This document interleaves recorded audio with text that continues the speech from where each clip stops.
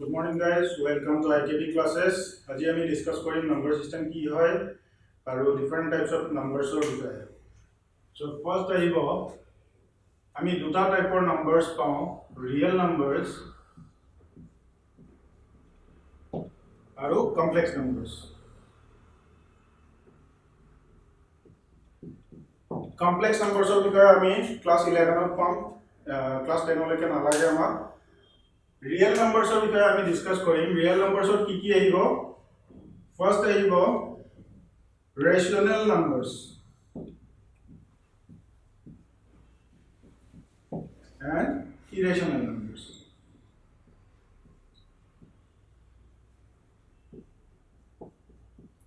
Rational numbers ki hoy jiblak numbers ami p by q form of express koribo paro where q not equal to 0 eblak numbers so ami rational numbers kom jene ke 1 by 2 yate p er value hol 1 aru q er value hol 2 eblak number ami p by q form of express koribo paro jene ke 2 5 eblak number tolot 1 thakibo yate p er value hol 5 aru q er value hol 1 so jiblak numbers ami p by q form of express koribo paro eblak kom ami rational numbers ঠিক তেনেকে irrational numbers কাক কয় জিবিলাক numbers আমি p by q ফৰ্মত express কৰিব নোৱাৰো যেনে √2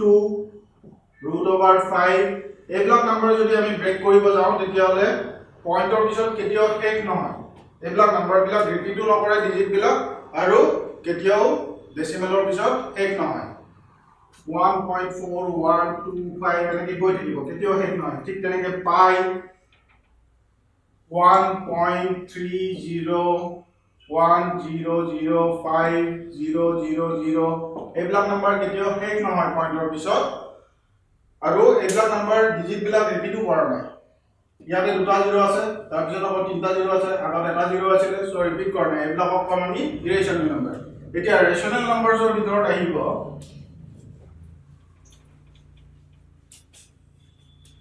odd numbers and even numbers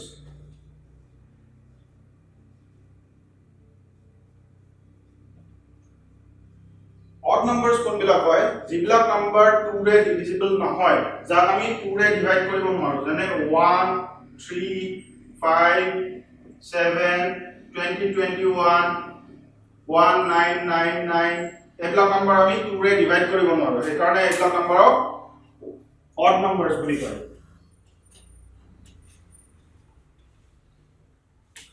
even numbers কাক কয়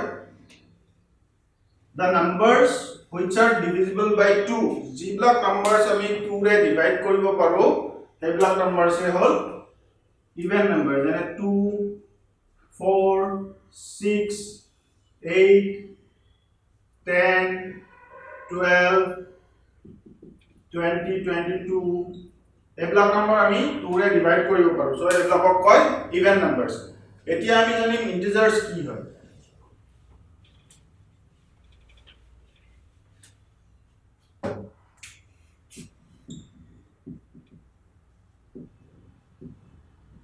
integers কোনবিলাক হয় জিবিলাক কাউন্টিং নাম্বাৰস আছে ফ্ৰেকশন বিলাক নাহিব ফ্ৰেকশন বিলাক বেলেগ হ'ব জিবিলাক কাউন্টিং নাম্বাৰস আছে পজিটিভ আৰু নেগেটিভ সেইবিলাকক আমি ইন্টিজাৰ্স বুলি কওঁ সাপোজ এডাল ৰিয়েল নাম্বাৰ লাইন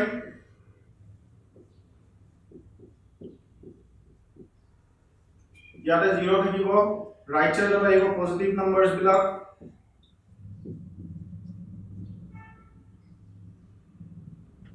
এনেকে গৈ থাকিব এইবিলাক শেষ নহয় কেতিয়াও -1 লেফট সাইডত থাকিব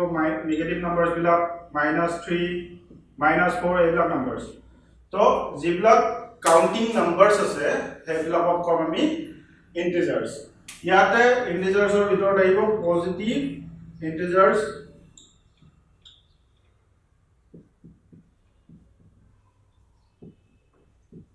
পজিটিভ ইন্টিজাৰ্স কোনবিলাক হয় জিবিলাক পজিটিভ কাউন্টিং নাম্বাৰস যেনে 1 2 3 4 5 1000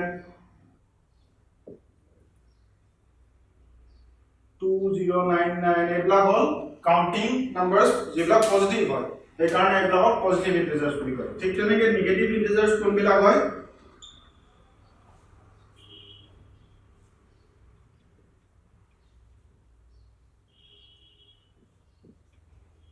যিবিলাক নিগেটিভ নাম্বাৰছ আছে কাউন্টিং নাম্বাৰছ আছে -1 -2 -5 এইবিলাক হল নিগেটিভ ইন্টিজাৰ্স ইন্টিজাৰ্সৰ পিছত আমি পাম প্ৰাইম নাম্বাৰছ কাক কয়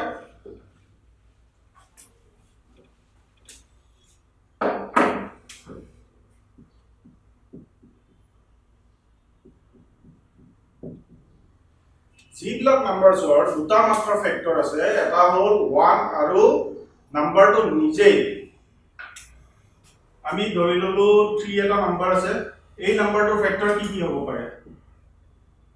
3 ৰে ডিভাইড কৰিলে 1 মানে আমি 3 ইকুৱেল টু লিখিব পাৰো 1 ইনটু 3 তাৰ মানে আমি ফেক্টৰস পালো 1 এন্ড দা নাম্বাৰ ইটসেলফ যিবিলাক নাম্বাৰছৰ দুটা মাত্ৰ ফেক্টৰ থাকে এটা 1 আৰু নাম্বাৰটো নিজে সেইবিলাক নাম্বাৰছক আমি কম প্ৰাইম নাম্বাৰছ কি কি হ'ব তেতিয়া হলে 2 3 5 7 11 এইবিলাক হল প্ৰাইম নাম্বাৰছ 9 টো কিন্তু প্ৰাইম নাম্বাৰ নহয় কিয় নহয় 9 ৰ ফেক্টৰ আমি কি পাম 1 ইনটু 9 লিখিব পাৰো 3 ইনটু 3 লিখিব পাৰো 9 into 1 লিখিব পাৰো ফেক্টৰস আমি কি পালো 1 3 9 তো ইয়াতে আমি দুটাতকে বেছি পালো তিনটা ফেক্টৰস পালো তিনটা যদি ফেক্টৰ হয় তেতিয়া হলে প্ৰাইম নাম্বাৰ হ'ব নোৱাৰে সো 9 টো প্ৰাইম নাম্বাৰস নহয় এতিয়া প্ৰাইম নাম্বাৰছৰ পিছত পাম আমি কম্পোজিট নাম্বাৰস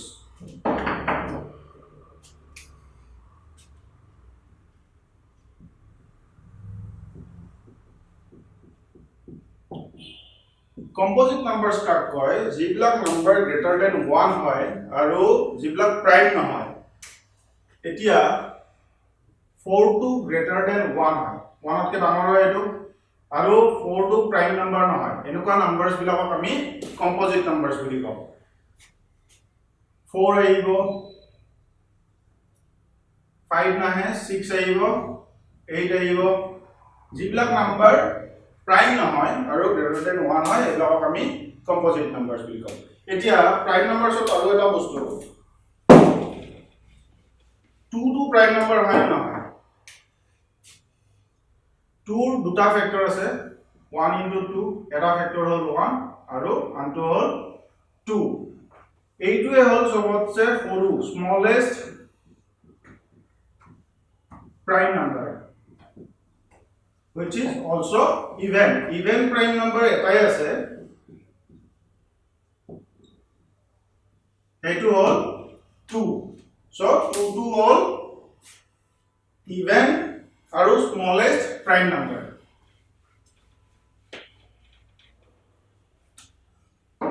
last আৰু এটা টাইপৰ আমি নাম্বাৰ পাম co-prime numbers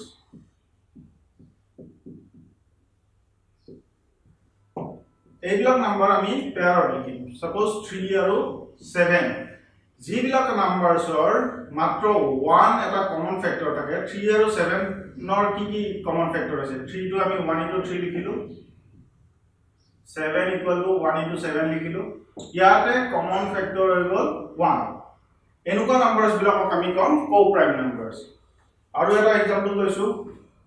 4 5 4 ৰ ফেক্টৰ কি আহিব পাৰে 1 আহিব পাৰে 2 আহিব পাৰে 4 হয়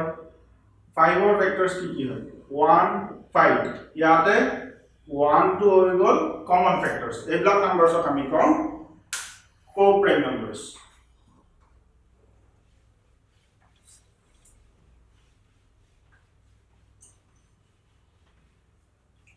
এতিয়া আমি লিখিম এডিটিভ ইনভার্স কি হয় এডিটিভ আইডেন্টিটি কি হয় মাল্টিপ্লিকেটিভ ইনভার্স কি হয় এডিটিভ ইনভার্স বুলি কলে আমি কি বুজিম যিকোনো এটা নাম্বাৰ লৈছো 2 ইয়াৰ লগত আমি কি এড কৰিলে আমি 0 পাম যদি আমি ইয়াৰ লগত -2 এড কৰো তেতিয়া হলে ইয়াৰ ৰিজাল্টটো কিমান আহিব 0 সেই কাৰণে 2 ৰ এডিটিভ ইনভাৰ্স হ'ল -2 x ৰ এডিটিভ ইনভাৰ্স কি হ'ব -x x minus x equal to 0 হৈ যাব ঠিক তেনেকে -7 ৰ এডিটিভ ইনভাৰ্স কি হ'ব -7 ৰ লগত যদি আমি 7 প্লাস কৰো তেতিয়া হলে আমি 0 পাম এই কাৰণে -7 ৰ এডিটিভ ইনভাৰ্স হ'ল 7 এতিয়া এডিটিভ আইডেন্টিটি কাট কৰে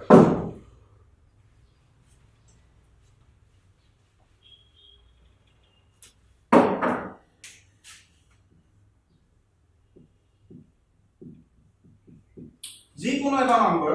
ধৰি লও 7 ৰ লগত এনেকুৱা কি নম্বৰ আমি এড কৰিলে 7 পাম এটো বেলেগ একোৱে হ'ব নোৱাৰে 0 হ'ব লাগিব সেই কাৰণে 0 টো হ'ল এডিটিভ আইডেন্টিটি যিকোনো নম্বৰৰ লগত যদি আমি 0 এড কৰো সেই নম্বৰটোকে আমি পাম x ৰ লগত যদি আমি 0 এড কৰো তেতিয়া হলে আমি x পাম -7 ৰ লগত যদি আমি 0 এড কৰো তেতিয়া হলে -7 পাম ঠিক তেনেকে -200 ৰ লগত যদি আমি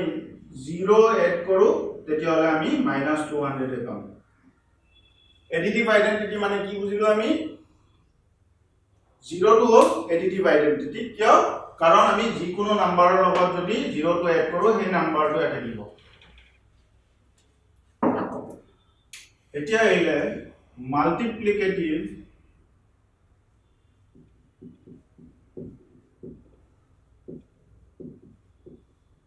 identity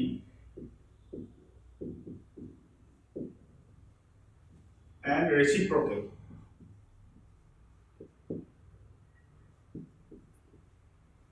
reciprocal তোকে আমি কি বুলি কম multiplicative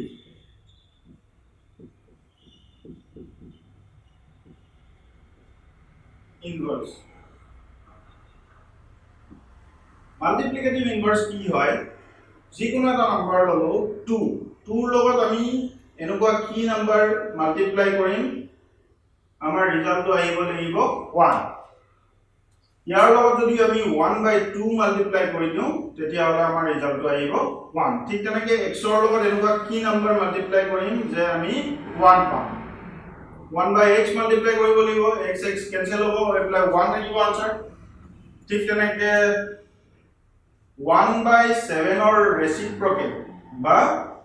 মাল্টিপ্লিকেটিভ ইনভাৰ্স কি হ'ব এটো 1 আহিব লাগিব আনসাৰটো 1/7 ৰ লগত যদি আমি 7 মাল্টিপ্লাই কৰো এটো কেনসেল কৰি পেলাই 1 থাকিব তাৰ মানে 1/7 ৰ মাল্টিপ্লিকেটিভ ইনভাৰ্স কি হয় 7 হয় এতিয়া আমি জানিম মাল্টিপ্লিকেটিভ আইডেন্টিটি কি হয়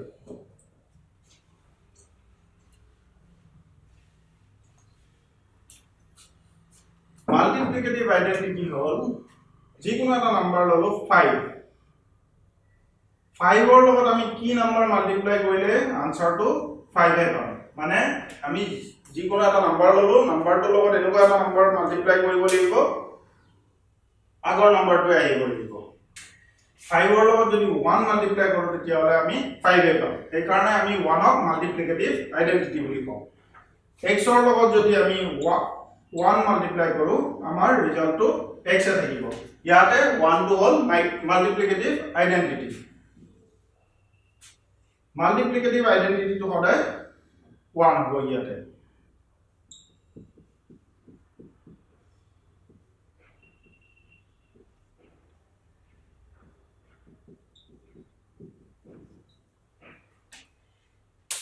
এতিয়া 0 টো কি নাম্বার হয় আমি তো জানো 0 রিয়েল নাম্বার হয় 0 ক আমি p/q ফর্মত লিখিব পাৰো না নোৱাৰো 0 divided by 1 is 0 0 ৰ তলত সদায় 1 থাকিব বা 0 ৰ তলত আমি 2 লিখিলেও 0 হ'ব 0 ৰ তলত 5 লিখিব পাৰো 0 হ'ব তো এটো p/q ফৰ্মত আমি এক্সপ্ৰেস কৰিব পাৰিছো p/q ফৰ্মত যদি এক্সপ্ৰেস কৰিব পাৰিছো এটো ৰেশনাল নাম্বাৰ হ'ব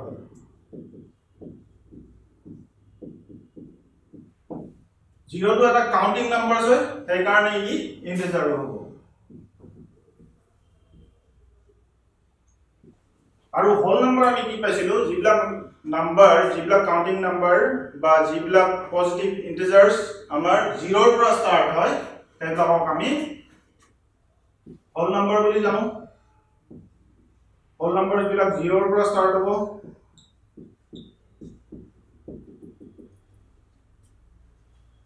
0 টো তেতিয়ালে আমি ৰেশনাল নাম্বাৰ হিচাপেও ব্যৱহাৰ কৰিব পাৰো ইন্টিজাৰ হিচাপেও পাৰো আৰু হোল নাম্বাৰ হিচাপেও পাৰো তো আমি নাম্বাৰ সিস্টেমৰ বিষয়ে এখিনি জানিলো থ্যাংক ইউ গাইস